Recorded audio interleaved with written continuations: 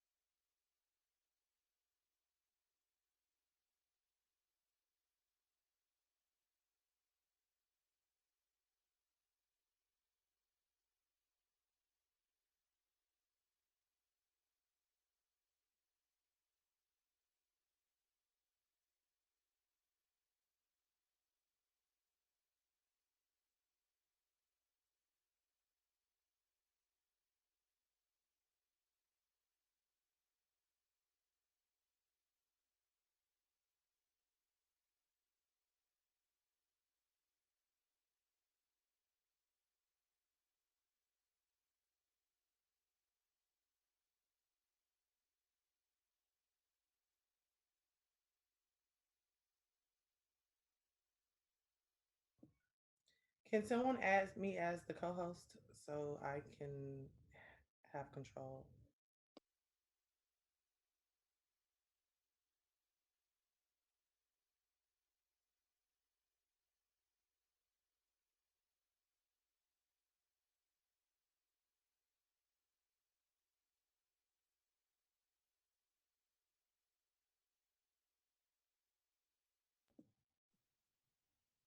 By the way, this is Eve. I'm listed as a co-host. I don't think I should be.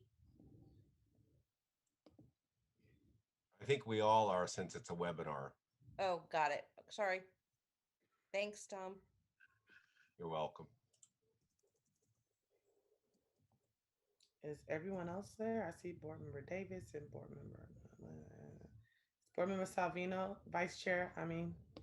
Are you there? I'm here. Okay, awesome. Well, I guess we can begin. I would like to welcome you all to our CRA virtual workshop. Today is Monday, August the 2nd, and it is 5:32 p.m. Call the roll, please. Chair James. Here. Vice Chair Salvino. Here. Board Member Davis. Here. Board Member Llewellyn. Here. Board Member Odman. Here. CRA Director Chen. I see you. Sorry, here. Very good. City Attorney Ansbro. I think you're muted. Tom's there. Here. Right. Okay, the focus and direction of the CAC board.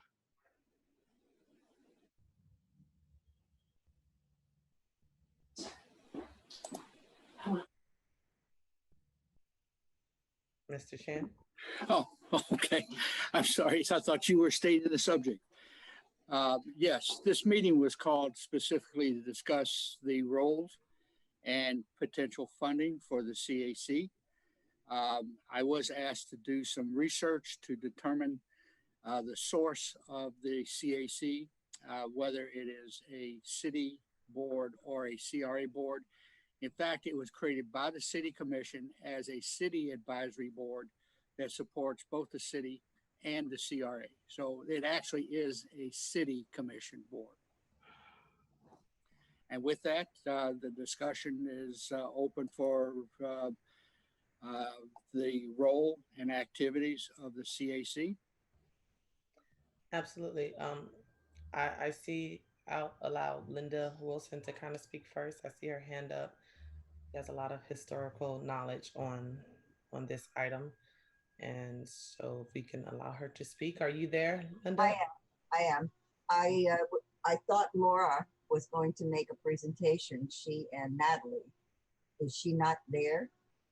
She was here. Her hand was raised, but Oh. it appeared. So I do not see her now, but I do see Natalie. Okay. Just a historical perspective. I have been on the CACAB in one role or another for over 6 years. And I'm very happy that the Mr. Chen has found what I have been espousing all along, that the CACAB was a city board, citywide. And the reason that it was turned over to the Community Redevelopment Agency was to be the liaison. The reason that there are 3 departments that need to approve all the ad hoc members just goes to prove you that the CRA and the city manager and the I think it's planning and zoning are the ones that have to approve all of the ad hoc memberships. So as I've always said, it was a citywide board, and I'm very happy that that has been clarified. Thank you. I don't know if you need any other historical perspective, but we have done a lot in the past and continue to do, or at least plan to do, which I think Laura and Natalie will be presenting to you. So thank you very much. Thank you. Laura, are you there? I see you now as a panelist, but we don't Yes. see you. I'm attempting to start my video. And you're not muted. but Oh, there you go. I'm attempting to start my video, but I'm unable to. And I also plan on sharing my screen for a brief PowerPoint presentation if possible. Monica or Frank, can we assist, please? Can you please try now? Okay, start video. There we go. I got my green light going. There we are. Much better. Hi, everyone. I would like to introduce myself. I am the chairperson for the CACAB, and I've been on this board for just shy of 3 years, or just shy of 4 years at this point. And I do have a brief presentation. It'll probably take somewhere between 10 and 15 minutes on some of our achievements in the past. And I want to preface something before we get started. As of right now, we have 5 empty seats on our Creative Arts Council. And with the discussion in previous months of developing a public art board of sorts, I would like you all to consider filling those positions with people who fit the descriptions of the folks that you wanted to include on that public art board, so that we can all remain on one board and synergize together and help create initiatives out of these new funds that we have from the Art in Public Places Ordinance. So just something to keep in mind. I find that, you know, we've had years of preparation here, and as I go through our vision and purpose, you'll realize hopefully that there really is no need for a separate board, and that these empty seats give you all the opportunity to place people there accordingly. All right, I'm going to go ahead and share my screen now. Let's see, Keynote.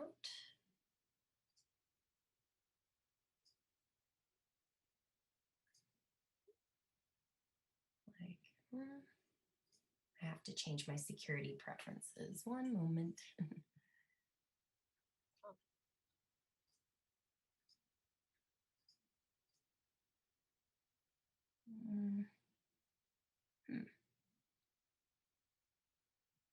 Let's try again.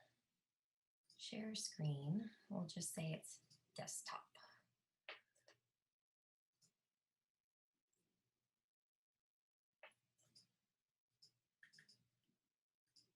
Okay. Linda, did you want to speak briefly while she's sharing her screen? Yes. Members of the ad hoc committee, the places that are open. One of them was Tony Walsh, and he should be reappointed to that because he has a great deal of theatrical experience, as does Natalie. And since much of what we are going to be working toward is going to be for more performing arts as well as visual arts. And Tony has been an immense help during the past several years. And his appointment expired, and he was not reappointed because that was all happening during the pandemic time when we were closed. It looked like we're back to it a little bit. But that would remain 4 additional positions that need to be appointed by the CRA and the city managers and the, I believe it's the planning and zoning. But we need those 4 applicants. So, Okay. one of them, go ahead. I can't see when it's sharing the screen, so but go ahead. So I was just going to ask for clarification before Laura starts here. What is our goal here today for this meeting? Like we discussed several things. Is it to decide if we're going to give, you know, there was talk about sunsetting this board. I think if I remember correctly, we were all on board to not sunset this board. There was discussion about, do we fund the board or do we go with the traditional format of an advisory board where they come and they present projects and you grant them money. So what is the objective of this workshop? I thought it was to decide what the future of the board is and how it would facilitate and relate and, how it will operate as an advisory board. Okay. So today we're looking to decide how the board will move forward. And are we touching funding or no? I would think so. I would think, I know that we can't make decisions because this is a workshop. I understand that. And I also understand that, it was a whole thing about, is it CRA versus city, but we can still talk through things and things can still be presented at an official meeting. So just to see we have a budget discussion tomorrow. And by having this today, we can see if this is something that we're willing to entertain tomorrow, or, to add to the budget discussion tomorrow when we have that. Okay, so then I think it's fair to say that a significant, a real focus of this has to be the funding portion, since like now it's coming back to me. I remember the reason we wanted to do this tonight was because we wanted to do it specifically before budget, so that's something that we need to at least individually in your minds know how you feel about it, so that tomorrow um, or what, I guess tomorrow we can say, okay, we want to allocate funds, or we do not. All right, I just needed that clarification because I wanted to make sure moving forward. And Laura's doing her thing now that my mind was in the right place. So Laura, if you're ready, you can go ahead. Ready? Okay. Does that look right on everybody's screen? Yes, we can see it. Okay, beautiful. Alrighty, I'm here today to go over a few important topics, one of them being public art. Well, the main one being public art and what that looks like for our future. I found this to be really inspirational. Public art can tell the story of community, spirit, and aspirations by honoring the past and envisioning the future, which is super important in Dania Beach. We have a very, very rich history that highlights many different cultures and events, and even some awesome wildlife that's very unique to Dania Beach. And I believe that by putting together a public art program with a even 10-year master plan in the works is essential for catching up to the cities around us, which have been really thriving due to their public arts, and also, bringing people specifically to Dania for timeless art exhibits that can be truly spiritual as well as historical too. Alrighty, so our mission here is to enhance community vitality and encourage economic opportunities through a portfolio of arts and cultures initiatives that capitalizes on Dania Beach's distinctiveness and creative potential. Here's another quote that I found very poignant for this event. Art pulls a community together. Art makes you feel differently. That's what artists are doing all of the time, shifting and changing the way you see life. And I think we can all agree that over the last year, we all see life very differently, and are given even more reason to celebrate the beauty that is in the world when we're able to experience it. Our vision is to transform the community with art and culture programs that drive vibrancy and improve the quality of life by spurring economic growth and enhancing tourism. This was a snippet I took from the original executive summary of the Creative Arts Council when it was created back in 2012. There was a workshop here, which, as you can see, I believe it was at IT Parker, it looks like, with multiple attendees sharing ideas on what they wanted to see in the arts community. And after going through their plan and their goals, we are still right in line, although we have not been able to achieve very much up until this point due to a lack of funding. But the ideas and strategies that were created during this meeting are are still very relevant today. And I would love to see this board be given the opportunity to actually have access to those funds now that they are available. Here's an example of some art that's already happened. This wasn't complete at the time, but I think it's absolutely fabulous. One of my favorite artists locally here. And I have to move my video to another side so I can read. Our goals are to continue to preserve the city's culture and heritage. How do I get this? Oops. Let's go back. Okay. Culture and heritage. Create highly visible and participatory art programs. Incorporate art into neighborhoods. Continue to support and develop signature events. Provide additional support to local artists and art businesses. Increase access to arts education in the community. Create a public arts program.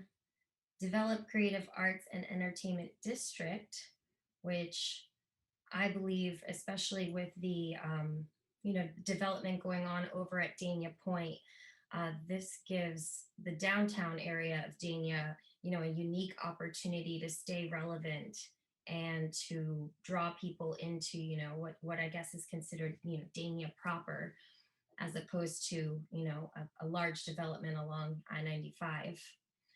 And then also develop art facilities and venues, which we are definitely lacking in comparison to surrounding cities. I'll touch on a little bit more on what I have in mind for that, or what we have in mind for that. Celebrating our successes. From 2013 to 2019, we were able to wrap over 18 signal boxes in the area. We were actually one of the first cities to start with this type of art installation, and it was a huge success, and there are still many more left to wrap. And I've also noticed a couple of really interesting things going on. I think in Hallandale, they've actually repainted a number of their fire hydrants too, and with themes from the city that I think are very important as well. Just giving splashes of color and reasons for people to smile everywhere you look in Dania. We have some pretty distinctive art already. Thousand Mermaids, as we all know, is something very, very exciting. It's going to create a whole nother sector of tourism here. I know I specifically am looking into getting my scuba certification so I can enjoy it once it's on the bottom of the ocean. And it's definitely going to draw some crowds. So 2 thumbs up on adopting that, and we are the first city in Broward to do so, and that makes me super proud. Art in the Hall.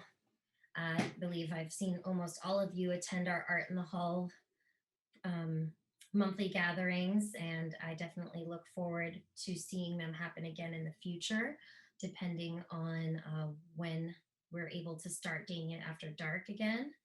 And I have a little YouTube video that kind of explains it to anybody who wasn't able to attend in years past. Oh, where did it come back? I don't know if it's going to let me play my little video. I'll give you a brief synopsis. Maybe I have to exit out of full screen mode for this to work. Let's try this again. There we go. Allah.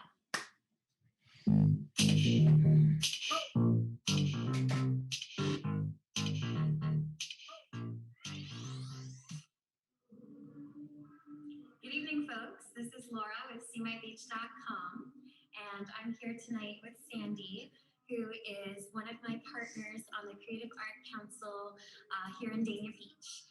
And she actually organizes this monthly event that we are attending right now at City Hall.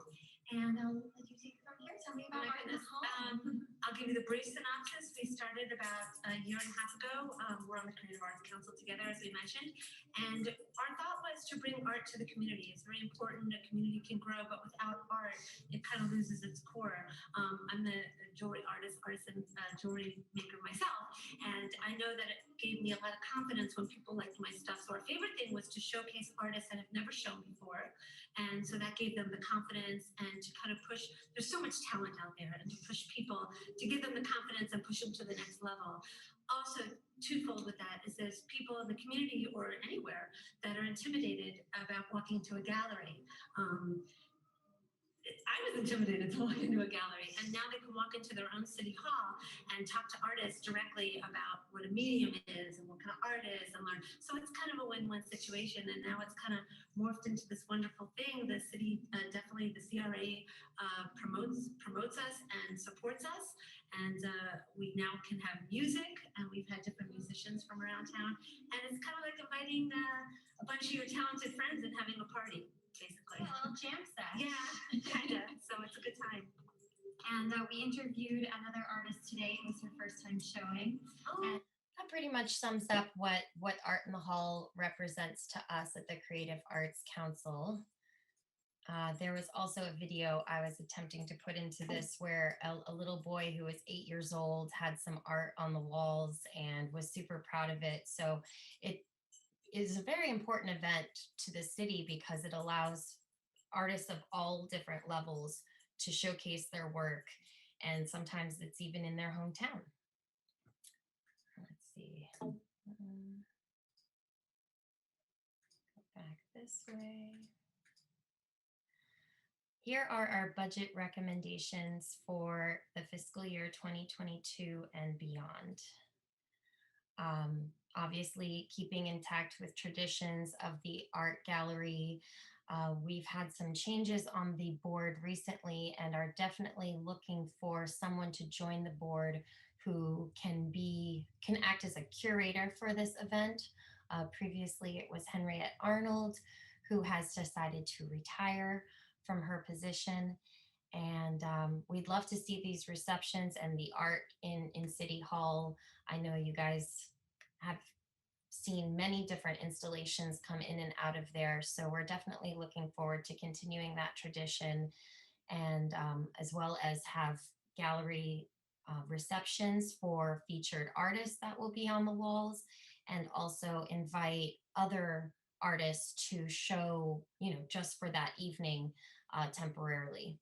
Laura, may I interject with a question real quick? Absolutely. Okay, because I feel like this is the thing that you really, there's the most proof of concept for. So I want to understand. So you're making a request for 6,000 for the anticipated 2020 2022 year to do one full year of the art in the hall as it sort of existed last year with the music and the exhibitions, etc. Is that correct? Yes. Okay. Have you formally submitted anything yet to either any entity at City Hall? Aside from this budget, we have not submitted any sort of master plan just yet. We are planning on revising that depending on how this meeting goes. Okay, perfect. Thank you, Laura. Continue. I have a question before you continue. Is that $450 for the musical performer? What's that money for? Yes, it would be to fund the musical performances. Sometimes they are even spoken word, not necessarily needing that full $450. We have some members of the board who have some musical talent who may even play for free, and that is definitely our goal. But having that budget there definitely allows us to showcase some upper echelon talent. Well, I'm interested to see how much we're paying the performers on the outside and if that is consistent. I know that they don't perform the entire time, but $450 for how many hours would they be performing, and how much were we paying them before? I believe most of I unfortunately was not on the Art in the Hall committee. Maybe Linda can interject if she might. I believe that that was mostly like pro bono work from the artists. Yeah, I think it was around $200 max. I'm just trying to see where the vision from adding an additional $250 per month would come in at. Okay. These are just suggestions. We obviously can make changes and, depending on the budget that you allow us, we will make it happen. Hello? May I?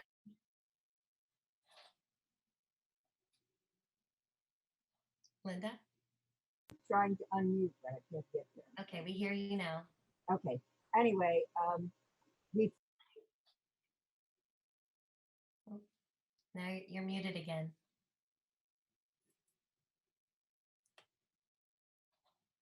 I'm trying, but it works. There we go. We've got you. Okay. Before we were paying in the vicinity of $250 to $300 a month for the performers. Usually it was one or two. Sometimes it was a group, like folk art people who came and did, we would pay them a little bit more. But it also included a dance performance, which sometimes with Sandy, she had friends who were all performers and belonged to different dance groups, and they would come in and do that free. But we were looking at us not having that opportunity, and that's why we were increasing the budget, because we would have to pay then for other people, word of mouth people who would come in and do poetry readings, and other people who would come in to dance or play music other than the musical performances that we did in the past. So we were upping it a little bit, Mayor James, and that's because we were no longer getting the pro bono people that we have. Thank you, Linda. Okay. Okay. Any other questions on this item? Nope. All righty. This is kind of goes in line with the same events. There is a distinction between artist receptions as well as just a regular Art in the Hall exhibit. These formal receptions give tribute to the artist, allows the general public to come in and interact with the artist. They can even have some live art involved, which we've seen a few times at Art in the Hall. And we also provide some light refreshments during these receptions as well. Hi, sorry, Laura, it's Keisha. I just wanted to interject just a little bit to add a little more context to the previous slide. And good evening, everyone. This is Keisha, Strategic Communications for the Dania Beach CRA. In regards to the increase for art performers at Dania After Dark, generally and typically the budget was $200. The only time we would increase the funding would be for any special enhanced events, like when we had the 115 celebration or Touchdown Dania Beach. That was the only time that there would be an increase in the budget for the art performers. Just add a little context. Got it. Okay. Yeah. Alrighty. This is a topic that I was actually on this subcommittee, so I'm a little bit more versed in what this contains. Originally, we started a call to artists to have the garage wall outside of City Hall to be painted, and that was a very, very long process. We had about 25 to 30 applicants, and we eventually narrowed it down to 3.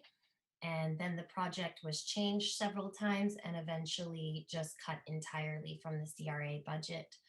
And I believe that is something we get to revisit. I also have included some slides later on in my presentation on some more economical options that could be used for that wall that I think create very, very powerful art installations. And so this here, this is what we were projecting to present to you for the 2020 budget. And so I kind of just kept it in line with what we were originally requesting, but we are definitely open to some other options.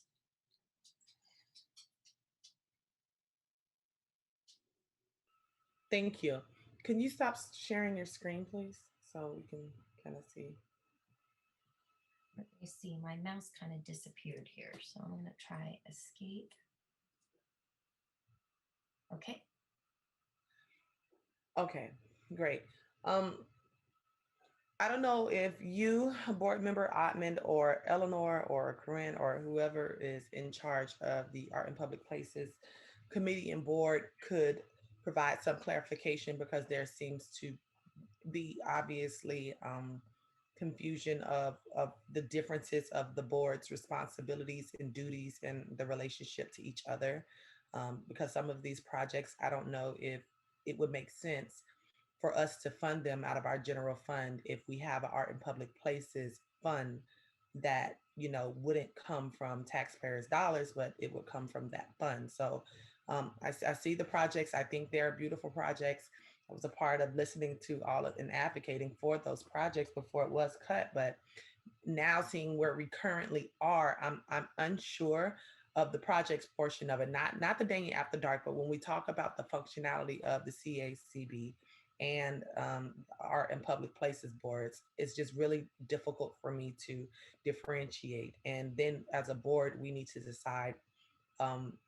Legally, I don't even know. Tom can probably clear this up, if it's a CRA board versus a city board. And I know it then was designated to the CRA, but I would like it to go back to being citywide. I think the scope of work and ideas could touch a larger area than just a concentrated CRA area. And then we can add a liaison from the city that can serve and to run that function as well. Mayor, this was, as we noticed earlier today, supposed to be really a city commission discussion about a city board. It didn't turn out that way for some reasons that are not relevant right now. You're having a workshop, you're not making any final decisions. They're affecting what you may do tomorrow, so it's okay to proceed if you choose to do that. But again, this board before you today is a city board, not confined, as we all know, to the CRA. Now, the fact of the interaction between what this board does and what the new board to be created as proposed by the county agent who came to you about a month ago, that's unclear, and that's being still developed. Corinne or Eleanor could elaborate if needed, but without knowing precisely what the duties are of the new board to be created, I mean, it's being created, has to be filled and staffed up. I'm not sure how this interacts as well for the money. Okay, go ahead, Board Member Ottman.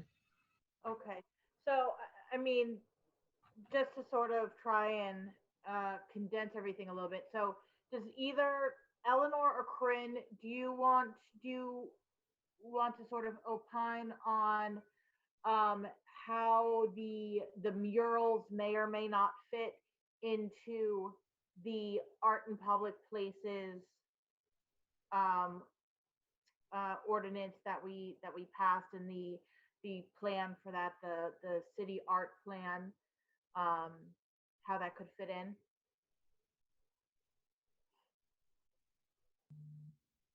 Yes, hi. This is Eleanor, Community Development Director.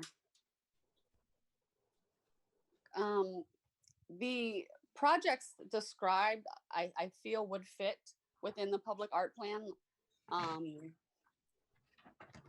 It's kind of in the infancy phase. As you know, the public art master plan was just adopted and we have not created the board. We have to come back to you with the board requirements. So as far as funding is concerned, I mean, I think it's just too early in the stage to make that determination. Corinne has some information on the different duties of the two boards. if you'd like her to pull that up as one of the slides that we went over in the previous presentations. That would probably be helpful for clarification since one of the boards would be new. Good evening, Commission. The slide that the information that I'm talking about was one of the slides that was made as a presentation in June when the public art plan was presented from staff and Broward County, our consultants.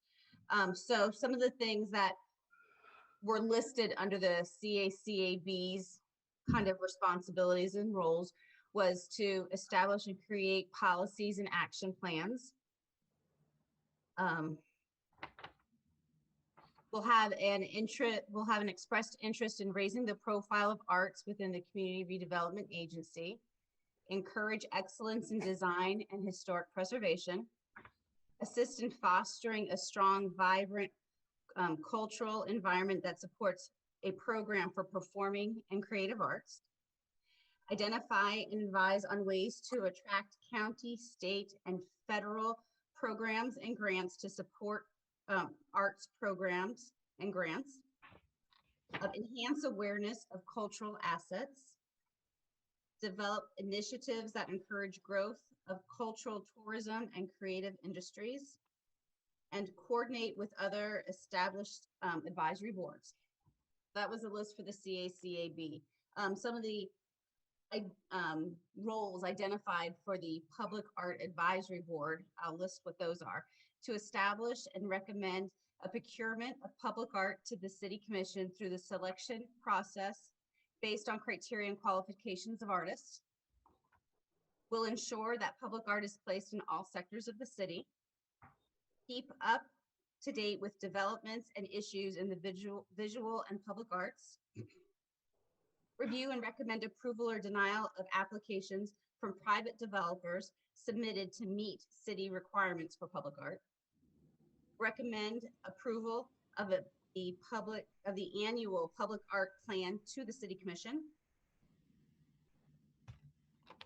One member will chair artist selection panel meetings for each project and communicate panel recommendations to the full advisory board.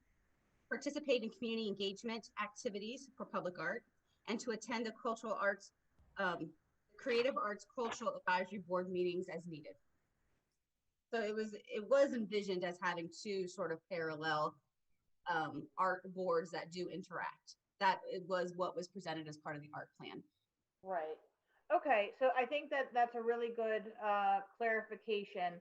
And then, so just to make sure that I heard you and Eleanor correctly, it's sort of a little too premature for us to say how and if exactly the murals as it relates to the garage murals that got cut last year would fit into the public art plan. Is that correct? Yes, because the public art plan identifies creating a program and budget for the years to come, and that is approved by the commission in terms of the funding, and then that's kind of their plan for the following year. Okay, so that makes a lot of sense. Sorry. So the murals wouldn't be included in art in public places? It would be up to whatever public art Yes, or to present it as part of the programming for that year. Okay. Okay. I think number one, what we need to decide is how this board is going to function if we want to obviously release it to the entire city, and then who would we want to have as a liaison for that board that's more appropriate, that fits outside of the CRA. Which type of department? Does anyone have any thoughts on that? Well, I definitely think it should be citywide. What does everyone else think? Does anyone else have an issue with it being citywide?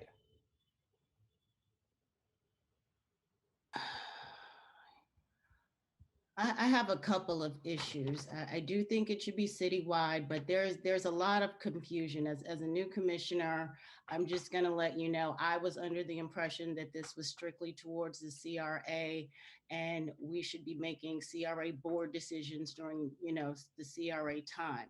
Now it seems that we are, making decisions about a citywide project during the CRA board, and there's some confusion there. I did read the public art plan thoroughly, and what it seems to me is that there's a lot of overlap where it comes to the murals, the decisions, making calls to artists. A lot of that is already in the public art plan. And then I don't know if Laura and Linda have had an opportunity to read through the master plan, because it is very comprehensive, and there is a lot of overlap with what's being suggested. I think the things that you've been successful at, the Dania After Dark, the Art in the Hall, those things, should maybe continue the way they have been. But when it comes to the art in public places, and I also looked at the community centers that you wanted to make vibrant and beautiful, which I agree. But we also have the Parks Master Plan, and we're also doing C.W. Thomas Park and Frost Park, which are the same things that you suggested. So I don't want to say let's beautify our community centers, and we have a plan that's already in place to work with that. So I do think it's premature to establish what we want to do. I think there needs to be a clear definition between the functions of the boards right now. I think you guys being able to review the public art plan and understanding what the city already has for a citywide art plan, and seeing how you can contribute to it and have that synergistic energy as you were speaking about. I think there is a way to work together, but to try to create a budget, to try to make budgetary decisions when there's a lot of overlapping, I just think it's too mature to do right now. Thank you. Okay, I just wanted to add, although I know the whole thing about this is a CRA, we serve as the same board. We can't make any decisions tonight, regardless of if it was a CRA workshop or if it was a commission workshop. We're just dialoguing and trying to see what action item we may be able to place somewhere else, and how we want to move forward. So I'm trying to kind of like not be, if I'm trying to be as efficient as possible with what I'm hearing from you all. So is there a want for us to assign someone from the city to be the liaison? If it's going to serve as a city board, we need someone from the city and not the CRA to be able to be there. I see board member Llewellyn and then vice chair. I'm concerned that that's a decision that we're making as a CRA board as opposed to as a city commission. And regardless of the fact that we can't vote on things, even making decisions, it's my understanding that if this is supposed to be under the city commission, then it needs to be reserved for a city workshop, not for a CRA workshop. If I'm wrong, then somebody can correct me, but that's my understanding. So even making a decision as to who that liaison should be, I don't think it's supposed to be done tonight. Okay, well, I'll ask Tom if there is an issue for us not pinpointing a person, but for us to understand and see the thoughts of each other and what direction we may want to go in. Because if it makes no sense, and it wouldn't have been approved for us to even have any type of dialogue if we aren't going to. I just want us to have a dialogue, since we're already here, to see what our thoughts are, not to specifically make a decision and say this is what we're going to go with, but to have the dialogue and see what each other's thoughts were. Tom, is that? Yeah, the dialogue is permissible, but of course, we're not going to make any decisions because we can't. And secondly, I would avoid even doing a consensus, because as Ms. Llewellyn points out, we're not here as the city board. So I would avoid consensus, but each one speaking your mind on what you prefer. That's sort of an informal consensus, but at least people know what you're doing. It's okay to do that, as long as we're not developing a formal consensus. Thank you. So I don't know if you were finished, board member Llewellyn. I'm finished, but I'm going to refrain from putting out any of my opinions at this point, because I'm still not comfortable with it. Since I personally was one of the people who didn't think we should have this meeting tonight once we found out the information that we found out. So I'm not really very comfortable with being here. So Sure. Vice Chair? Hello, everybody. Can you hear me? Yes. Anyhow, I've been sitting here listening, I guess you know that. And I just want to make sure I understand everything. We have the CACAB, and then we have the Arts and Public Places. Is that correct? Those are the two boards we have. Yes. And it seems that the city is collecting funds through certain things through the city commission side of our business, the Arts and Public Places. And we're going to have all this art going to go out that the city is paying for through this collection of monies. I agree that that's the way that this should go, and the money from that department should go to that the art and public places. But on the other hand, you know, the CACAB has been around for a while and worked very hard at what they've been doing, and I cannot see spending taxpayers' money on two different things where we've got money coming from another side. So what I'm just going to, as you said about the discussion, and I'm going to end it. Maybe the city commission can allow to put money from that fund into the CACAB instead of putting it through the taxpayers' dollars that are there, and use that funds and let them have their own board if that's what we choose to do, because I can't see us going with two boards unless and funding to fund a second board when the money's already in the arts and public places. So if I had if it's legal and we come to a conclusion at a city commission workshop or city commission meeting, I would be willing to say, listen, if they're already working at it, and give them money from that. If we can't give them money from there, then I think that the boards need to be either someone needs to represent and go to where the money's coming from. I don't agree with taking taxpayers' money and add it to that when we already have it coming from somewhere else. That's my opinion. You asked for discussion. That's all I have to say. Yes. Thank you. I'm okay with the Dang After Dark and everything, the art in the hall and the installations and things of that nature, because we've done that before, and that kind of seems separate as a separate task, rather than the other projects that were previously kind of submitted and kind of we were going to budget it, and then we all know what happened. But now since we have that board, I just honestly don't know if that is going to serve a purpose, even from taking it from art in public places just to give it to y'all to facilitate it a different way when that's what that board was kind of created to do. So I'm still trying to understand and learn it. But 40, but I asked for $47,000 from an advisory board when we don't fund any of our boards. That's a hard ask from me coming, to try and, try to understand why would I give, and out of that 47,000, the 6,000 is only for art in the hall, for Daniel After Dark. So really $41,000 for projects.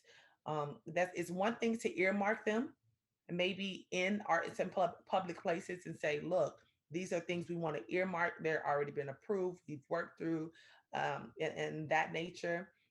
That's one thing to kind of say that, but to allow it to go to a board that doesn't have the same similar structure, which honestly in this art and public places board, it gives more of an assurance of procurement and things of that nature, because you have so many different moving pieces of different agencies that that actually is in charge of doing so. I just don't know how realistic or effective that is to kind of take from one pot that they're already going to have to go through an approval process and then put it in another pot that I have to go through another process of doing so. So those are kind of my thoughts on that. I see Linda has her hand raised. Go ahead, Linda. I wanted to just go back to a point that Commissioner Davis was making about understanding the Public Arts Committee and what it entails.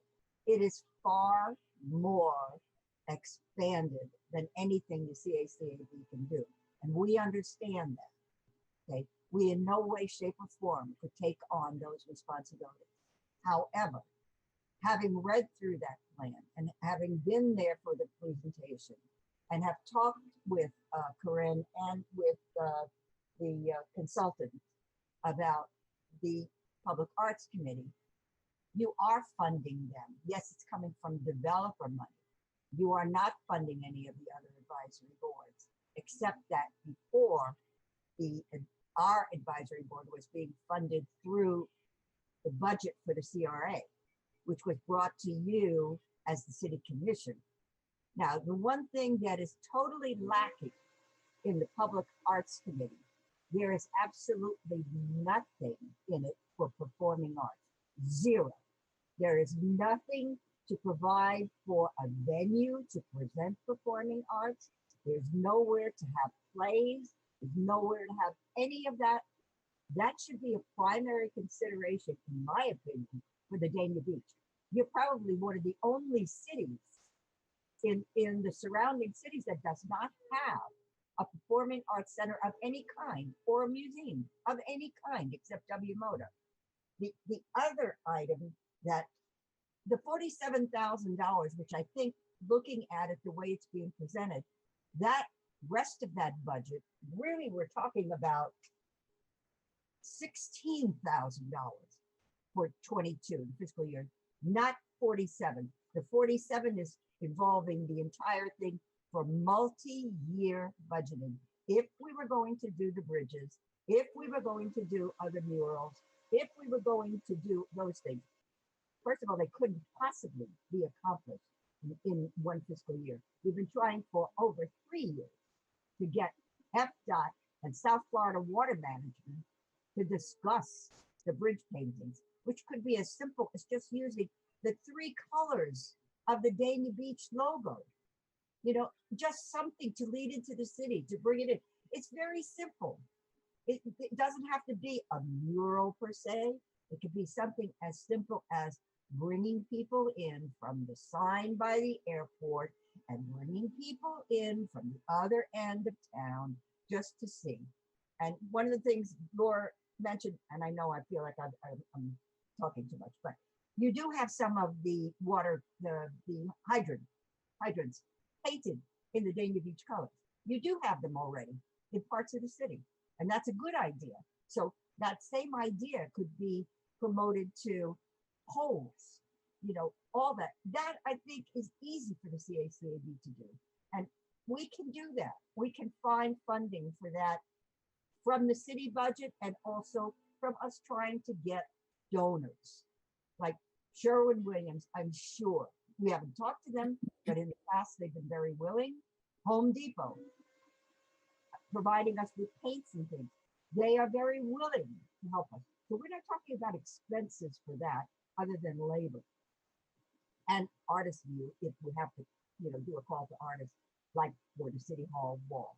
But the biggest lacking that public arts has absolutely no provision for any type of performing arts. None at all. It's mostly sculptures and kinetic arts or whatever. It absolutely provides zero for enhancement of performing arts in the city of Dania Beach. Thank you. Board Member Ottman. Okay, so I'm just, again, I'm trying to sort of keep us on the path. Um, so I think that a lot of what we're saying is that we, for some of the projects that were discussed, we would want to see how it's going to shake out with the Public Arts Fund money um, and how it can work from that. Separately from this, what I would say everyone think about is the value of the art in the hall, the two numbers put together, the 6,000 plus I think it was 2,300. I think it's very reasonable. And again, I think there's been proof of concept of it. And I think that's a reasonable thing to fund for the year because those monies wouldn't be available to just take out of the AIPP fund. So they would, you know, they would need that money to be able to do this, to do the art in the hall once it comes back online. So I would like to look tomorrow to look at funding that. And then beyond that, you know, I would like maybe there to be some sort of process, and this would happen amongst you board members. I would like to see two things. One, I would like you to come up with maybe uh, some qualification. Maybe this already exists. Qualifications for what you would like as for members. I know several of us. We just get interest forms and we put whoever on there. And maybe it's someone who just has a vague interest in art. But perhaps if the board felt it would be beneficial, perhaps you would like more stringent qualifications to have to be met to be on the board. Either some profession in arts or I don't know, something involved in arts and cultural things in Broward or Dania Beach. And two, I'd like to see something for how the board could perhaps present and we've talked about this before several years ago, um, about presenting projects as they come up that you would like to do, and then sort of how you had today, although I'd like it to be more comprehensive, a budget request with line items for how you would be spending the money. And, that is something that could then, it could go through art and public places to perhaps allocate the money from there. So, in short, in the immediate, I think what we need to look at now that we've sort of said we're going to decide upon the direction as being citywide, um, that we look at funding that aspect of it, as I feel that's the most immediate need. And I felt that the number you presented, I really feel those two numbers should be together. And that perhaps a breakdown would be nice, but I feel that those were reasonable numbers that you presented. The 16,000. No, the 6,000 plus I think it was 2,300. For like the artist reception or something. So I just scribbled down 8,500. I think $8,500 for a year for the amount of enjoyment that the community has, received from that event is very reasonable. I generally don't like the idea of begging artists to work for free, asking buddies to sing for free. I don't think that's appropriate. I think even if it's um, just paying for 1 or 2 hours of time, which if I remember they would perform either for a short period of time or maybe 2 or 3 segments of a short period of time. I see Laura nodding yes, so I must be somewhat correct. I think Yeah, I that know they got paid. right. But I'm saying they're not performing like how we have out there on the stage, how we have them performing for a Right. 2 hour stretch. So these are shorter stretches. So I think a smaller amount is appropriate, but we want to follow good standards of practice, and we want to be good stewards of the artists in the area. So we want to pay them and treat them right. Vice Chair and then Mr. Chin. Thank you, Chair. I think we should end all this conversation because we're repeating ourselves and discuss a lot of this after we do the budget, because right now we're in a situation where we're talking about funding this and funding that. We haven't even done our budget, which is tomorrow night. I think when we have this budget discussion tomorrow night, when it comes up, it'd be a good item to discuss at that time how much and where the money should go to. Right now, we're bouncing between CRA and city, and we're not going to get anywhere. Whether we've heard presentations and we've heard what everybody what she like, what we somebody like to see and stuff like that, but I think we get a little off track here. So this is my recommendation. Thank you. Okay. Yeah, I think you're right. I think though it's important for us to hear where everyone's coming from, and then maybe that will shorten the time that we have to spend on this discussion tomorrow, because we are giving them the opportunity now, and in all honesty, it was on the agenda and then we kind of got cut short with that. So we have heard everything, and we've heard different numbers and different takes. And so it's a lot for us to digest, or maybe it's not. And come, come time tomorrow, we can make a decision without having to go back through the nuances and the small little details of every part of this budget, because it was all presented to us today. Mr. Chin? Thank you, Chair. There's two subjects that I would like you to think about including in your discussion. One is kind of a continuation on Board Member Odman's comment. Um, Within the creation resolution, there are some small, I guess, there's some definition of standards as to board members for the CAC. Um, and the idea of perhaps the board creating something that's more um, stringent or perhaps more definitive of the type of board members that they would like to see on there is a very good discussion. Um, but I'd like to point out that just last week, I received a bio of a prospective member for appointment, an ad hoc member. That's why it came to me. And it was a half-page bio. There was nothing on the paper that indicated they met the minimum standards that exist within the resolution. So I think it would be good for the board to actually create an application process for its memberships so that it could go to all of us, including you, who are responsible for making appointments to the board so that you can make sure that whoever's applying can actually meet the minimum standards that's in the resolution. And the second piece is there are some limitations that's created when something is identified as an advisory board. An advisory board is an extension of the CRA board, or in this case, the city commission. As such, all of their meetings has to be sunshine meetings and there has to be minutes and so forth taken. I've had conversations with Keisha, who has been serving as the liaison to this board. And I understand she's been very careful to make sure that the public notices have gone out on time and on this type of stuff. But I also like to point out that means that when they're doing events, such as Dania After Dark, and they're doing the arts in the hall piece of it, if there are more than two of them in the room that's conducting board business, that not only has to be, it's not just an event, it is actually a public meeting. It's got a formality to it. And it also requires recorded minutes. So there needs to be some thought as to how you design and work with, how we all work with this board for the activities that's being discussed to make sure they're kept within the compliance of the sunshine laws. Thank you. All right, I'll go to the last two, Laura, then Linda, and then we'll close out this meeting.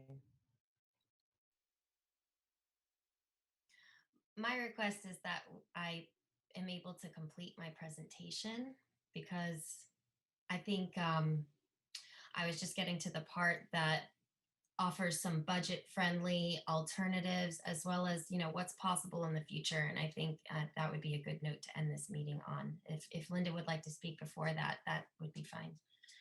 How much longer do you have of the presentation? Because I'm just saying, honestly, I know what the goals are for the CAC and what it encompasses, and I know what you all have been doing. The purpose of this meeting was for us to try and see like how we wanted the board to be able to interact with the art and public places in the future of it. We know that we want to have a creative arts council board. We know what the goals and the mission is of the CAC, and the other part of it was to talk about the funding. So I'm not I have 6 slides left, and most of them include videos. I can abridge it and just show videos that are about 10 seconds in length. So another 2 minutes would be all I would need. Okay, go ahead. Okay, let me see, screen share back on. Share. Alrighty, so let's see. Is everybody able to see this? Yes. Okay, wonderful. So we are a small city with big possibilities. Moving forward, art in the community is necessary for the enhancement for Dania Beach, to maintain investment interest, promote tourism activities, and encourage Dania as a destination and provide cultural outlets for the community, including part-time visitors and residents. Most importantly, we would love to see a live music venue or performing arts venue, maybe in place of this guy. and have it look a little bit more like this, which was a concert I attended over the weekend of Julian Marley, which I would guess would had about over 1,000 spectators. And it was wonderful. It was one love. And a few other installations I've discussed in past meetings that I think go very well with our city branding is this idea of this kinetic wave structure, which I'll just play a quick little clip so you guys can get an idea of that. I think with our logo, a giant wave or something of the sort is something really distinctive that Dania Beach should definitely consider. They come in all colors, shapes, and sizes and can be lifted and taken down in case a hurricane comes as well. Kind of see, it resembles kind of like a school of fish and just dances in the wind. Here is an example of what I believe it to be the future of art installations. This was a Van Gogh, well, this was actually an Impressionist presentation done in 3D. And so this really just takes a room and a screen to put on. And I had what I would consider, as well as everyone with me, a spiritual experience, because when you go to Europe and you go to these museums where these artworks are, first of all, you can't get that close to them to appreciate the intricacies of it all, but then they're digitally mapped and brought to life in these 3D formats, which I think appeals to all ages. And then the next thing I think is really fantastic is these are called projection mapping. This is the Flagler building down in Miami. And so you're able to create these really, really neat installations on surfaces. They are created within hours, and the projectors are very inexpensive. So this guy can go a little bit more. I'm going to let him play for just about a minute, and then I'll be complete.